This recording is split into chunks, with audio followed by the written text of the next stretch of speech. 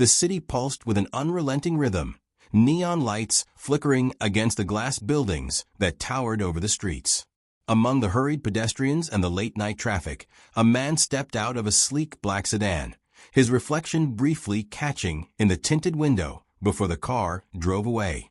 He adjusted the frayed collar of his second-hand jacket and tugged a faded baseball cap lower over his face. To any passerby, he was just another tired worker in the endless grind of the metropolis. He stood in front of the fast food restaurant, his own name glaring back at him in bright corporate red. A brand he had built, a symbol of success. And yet, standing here, he felt like a stranger looking in. Through the glass, the scene inside was chaos wrapped in the artificial glow of fluorescent lights. The dinner rush had peaked, but the tension still lingered in the air. Customers shuffled impatiently in a slow-moving line, some glaring at their watches, others tapping their feet against the tile floor. Employees moved behind the counter in a barely controlled frenzy, their expressions taut with exhaustion. The grills hissed, the fryers beeped, and the sound of shoes squeaking against greasy floors filled the gaps between hurried conversations and the frustrated murmurs of customers waiting too long for their orders. He took a breath and stepped inside. The smell of fried food and desperation hit him immediately. The air was thick with the scent of overused oil and something else, something invisible but unmistakable. A weight in the atmosphere, pressing down on everyone inside. The line moved forward. He took his place behind a woman scrolling through her phone, oblivious to the tension unfolding at the front of the counter. A man in a suit, his tie slightly loosened as if the stress of waiting had become unbearable, slammed his palm against the counter. "Are you people serious? 15 minutes for a damn burger." Behind the register, a young cashier flinched but managed a strained smile. "I'm so sorry, sir. We're short-staffed tonight." "Not my problem," the man snapped, rolling his eyes.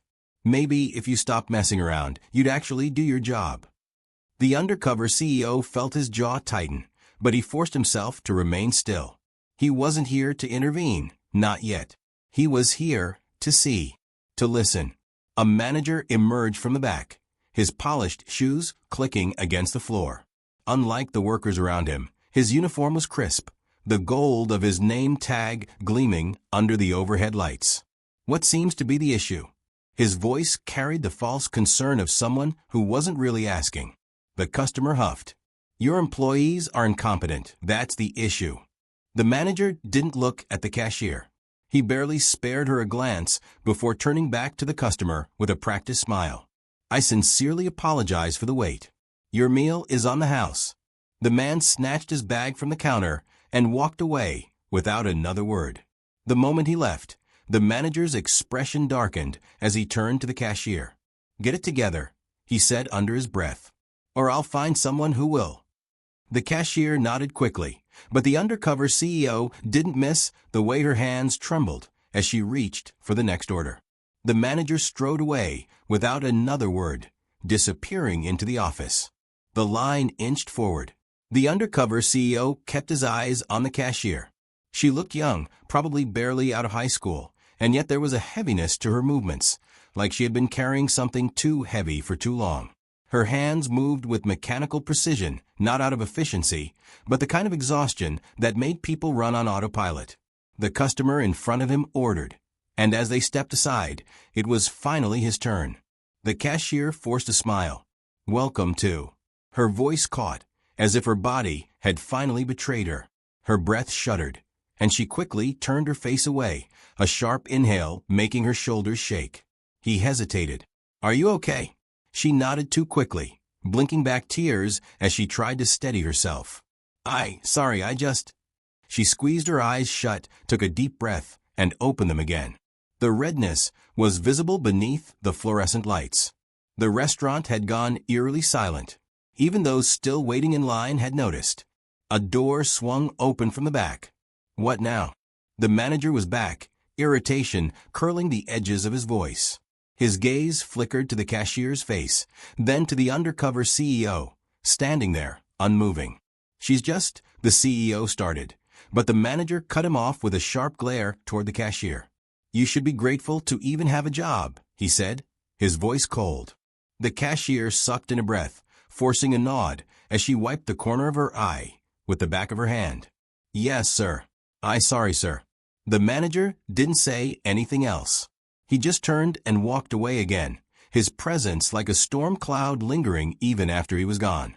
The CEO felt something heavy settle in his chest. He could leave now. He had already seen enough. The fear in the employees' eyes, the quiet suffering behind their polite smiles, the way they moved as if one misstep would cost them more than just their job. He had enough to make changes, to fire the man responsible and clean up the mess. And yet, the way she had held back her tears, the way no one had stood up for her, the way this place, his place, had turned into something he didn't even recognize. It wasn't enough to see it from the outside. He needed to know more. The decision settled in his gut. He would apply for a job here. He would step behind the counter, into the chaos, into the exhaustion, into the world his employees lived in every day. Only then would he understand what had truly gone wrong.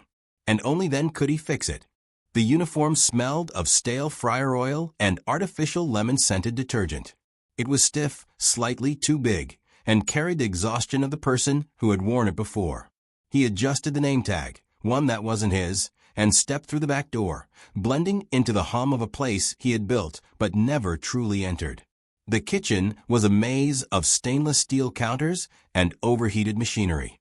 Employees moved in controlled chaos, each task precise yet frantic, their bodies operating on a rhythm dictated by relentless demand. The scent of salt, grease, and something vaguely burnt clung to the air. It was different from the view he was used to, the polished boardroom presentations, the analytical breakdowns of quarterly earnings. Here it was real. Here it was survival. A veteran employee, a wiry young man with dark circles beneath his eyes, shoved a tray of frozen patties into his hands. "Stack those by the grill, and don't fall behind." There was no introduction, no small talk. The moment he stepped inside, he was just another worker.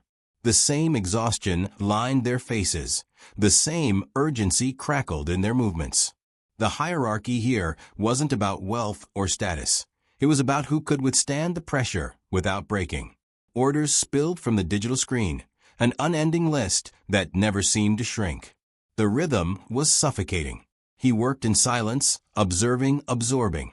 The manager paced through the floor like a predator, eyes scanning for any sign of weakness.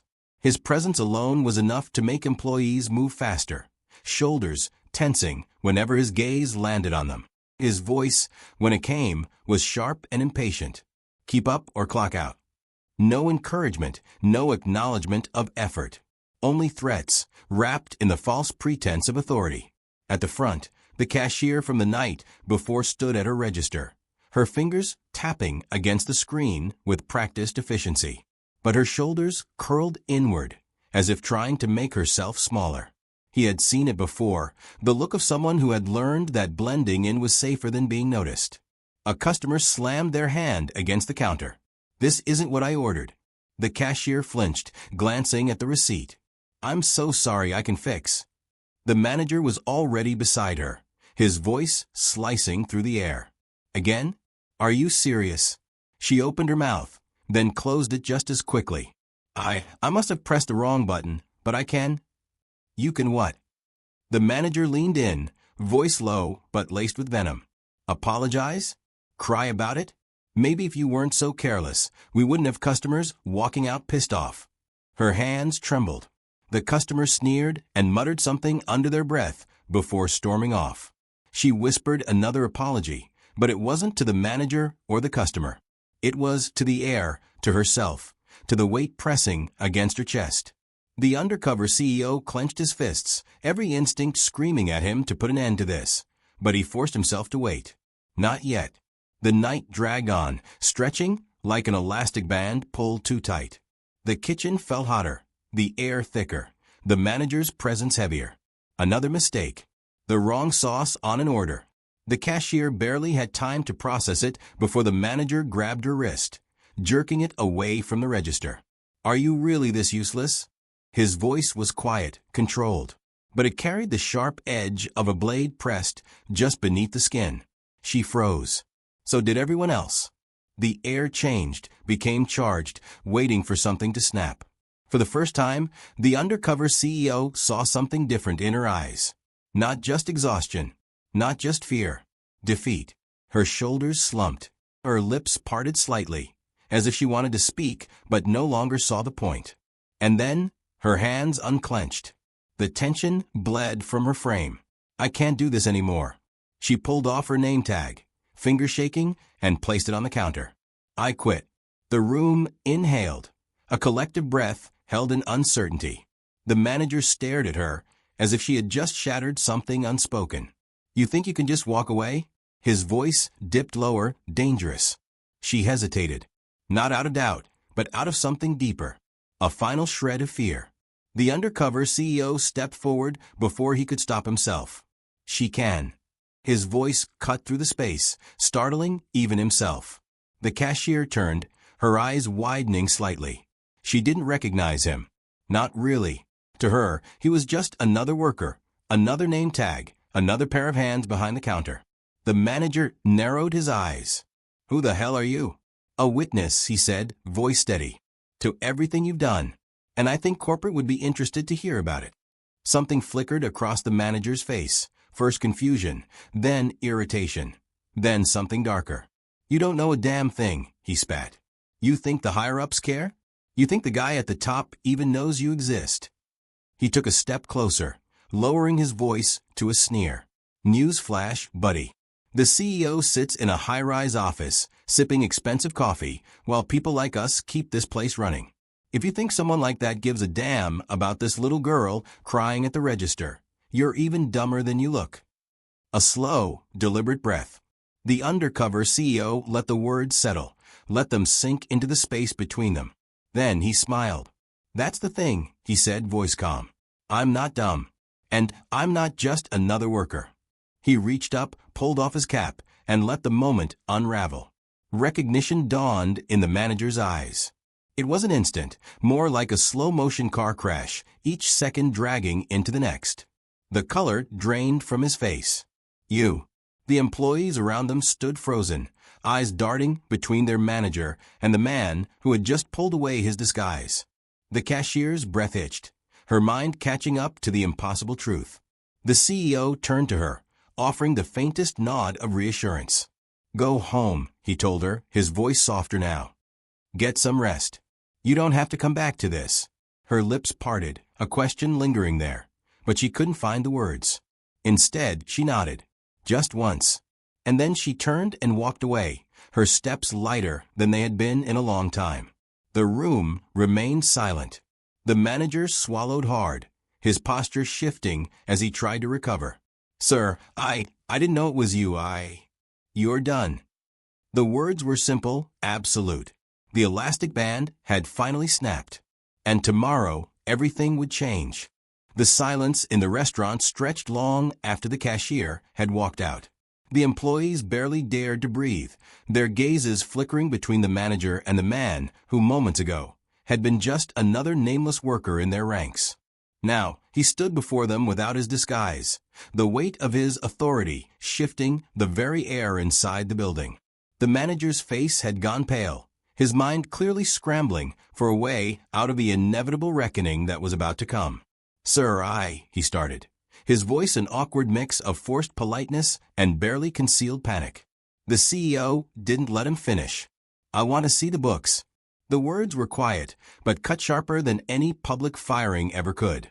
There was no shouting, no theatrics, just an unshakable command that sent a ripple of unease through the room. The manager opened his mouth, closed it, then glanced toward the office in the back. I can explain. Then explain.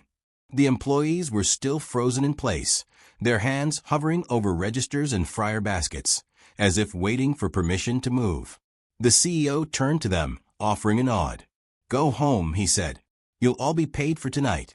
Tomorrow, things will be different. Some of them hesitated, glancing at one another, as if unsure whether to trust the words. But slowly, one by one, they removed their aprons, wiped their exhausted faces, and trickled out through the employee exit. The tension didn't leave with them. If anything, it thickened, pressing against the walls like a gathering storm. The manager exhaled sharply. "Look, I'll admit, things have been rough. High turnover, lazy workers." "Stop talking," the CEO said, his patience wearing thin. "Office. Now." The manager hesitated just long enough to be dangerous. Then, shoulders tight, he turned and walked toward the back, the CEO following close behind. The office was a cramped, windowless space that smelled of stale coffee and paperwork that had been handled too many times. The CEO closed the door behind him, scanning the cluttered desk where stacks of receipts lay scattered among half-eaten meals and unopened HR notices. The financial reports were in a file cabinet, but he didn't need to open them to know something was wrong. He had already seen it in the employees' faces. But he wanted proof. The manager sat behind his desk, pretending to gather himself, but his fingers twitched against the armrests of his chair. "Sir, you have to understand, running this place hasn't been easy. The budget we're given, it's not enough. So sometimes we have to make adjustments." The CEO lifted a brow. "Adjustments?" The manager swallowed. "Small things. Cutting a few hours here and there, spreading the workload. It's not stealing, it's just... You're doctoring payroll." The manager's face twitched. "Sir, you're underpaying employees, cutting their shifts after they've already worked them, keeping the difference." He wasn't asking. He already knew. The numbers had been off for months, but no one at the corporate level had caught it because it had been disguised as scheduling inefficiencies. Now, standing in the very office where it had happened, he could see exactly how it had been done. The manager let out a short, breathless laugh, as if trying to shift the tone into something lighter. "Sir, I swear, it's just the way things have to be to keep these stores running. You think the corporate guys care if the books are balanced? No. They just want results. Profits. That's what I gave them." "That's what you gave yourself," the CEO corrected, his voice quiet but unwavering. A flicker of something ugly passed over the manager's face. "I built this place," the CEO continued. "I built it to provide opportunities, to give people a chance. And you've been running it into the ground." The manager scoffed. "Spare me the moral high ground, sir. You think your hands are clean? You sit in your skyscraper, approving budgets and cutting costs, just like everyone else in that boardroom. Maybe I skimmed a little off the top, but don't act like you didn't let it happen." For the first time, the words hit. Not because they were true, but because they had once been possible.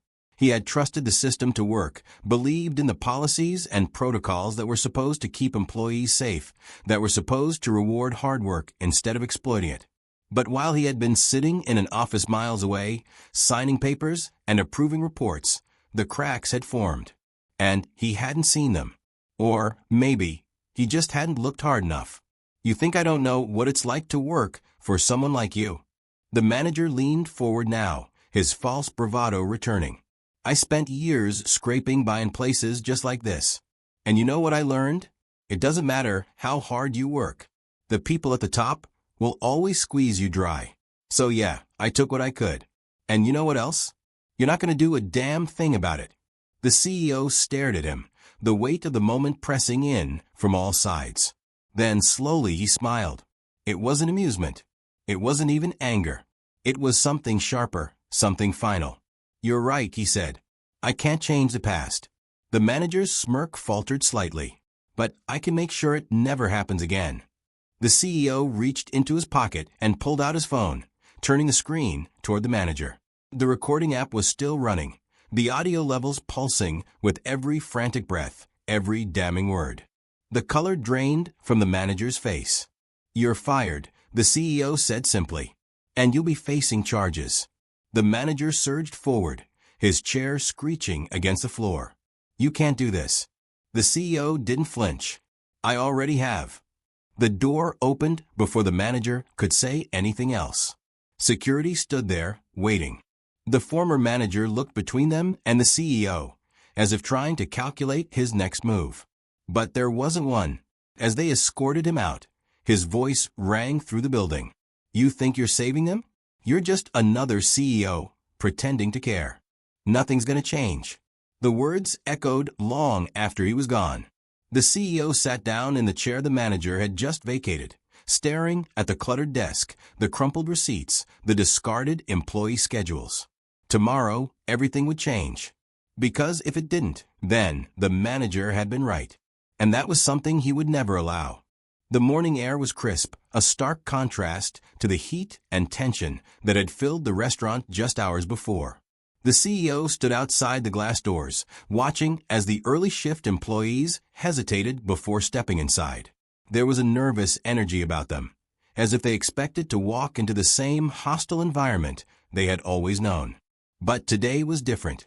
The cashier from the night before approached the doors cautiously, her fingers tightening around the strap of her bag. When she spotted him standing there, her steps faltered. "Good morning," he said, his voice steady but warmer than it had been the last time she saw him. She looked at him as if trying to decide whether she was still dreaming. The man she had known as just another worker was now something else entirely, something impossible. I thought," she stopped herself, exhaling sharply. "I thought you were joking last night." "I wasn't." Her eyes searched his face, looking for the lie, but there was none. "The manager's gone," he continued. "Security escorted him out. An internal investigation is already underway. He won't be coming back." The words didn't seem real at first. She blinked, processing them slowly, as if her mind refused to believe that justice could come that easily. But then, a breath she had been holding for far too long finally escaped. Relief, raw and unfiltered, passed over her face. Good. Inside, the restaurant was eerily quiet. Employees had gathered near the counter, murmuring among themselves, their eyes darting toward the back office door, where their old manager had once reigned. They turned as the CEO entered. Some of them had heard the rumors. Others had seen the moment his disguise had come off the night before. But none of them had ever expected to be standing face to face with the man whose name was printed on their paychecks. A heavy silence stretched between them. Then a voice from the back, uncertain but steady. "What happens now?" He let the question settle before answering. "Things change," he said simply. "Starting today." He motioned toward the back office. "I've already reviewed the books. Some of you have been missing wages. Those will be paid in full. Effective immediately, you'll have guaranteed hours, fair scheduling, and a workplace that respects you."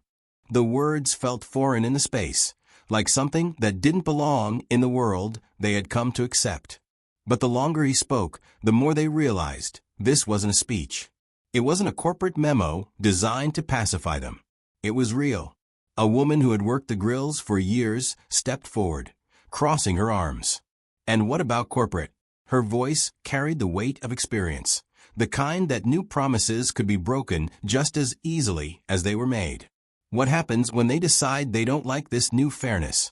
A valid question. "I am corporate," the CEO said. And this should have happened a long time ago. A quiet murmur spread through the room. It was one thing to hear those words from a stranger, from some district manager reading off a company script. It was another thing entirely to hear it from a man at the top.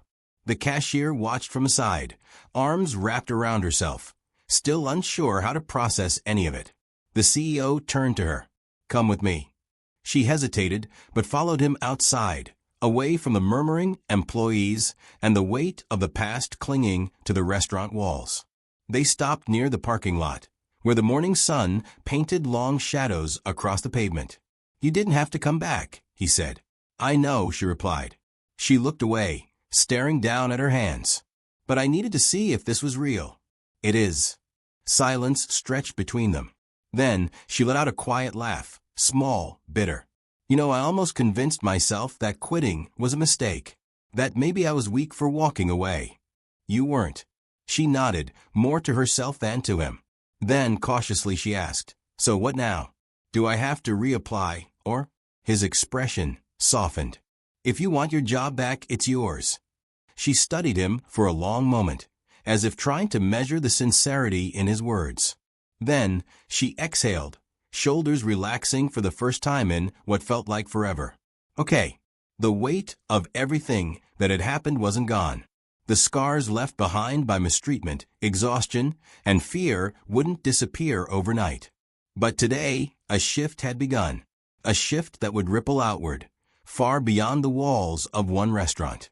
The CEO had come here to find the truth. And he had found it, the good, the bad, and the unbearable. Now it was time to rebuild. Not as a businessman looking at numbers on a report, but as a leader who had finally learned what it meant to stand with his people.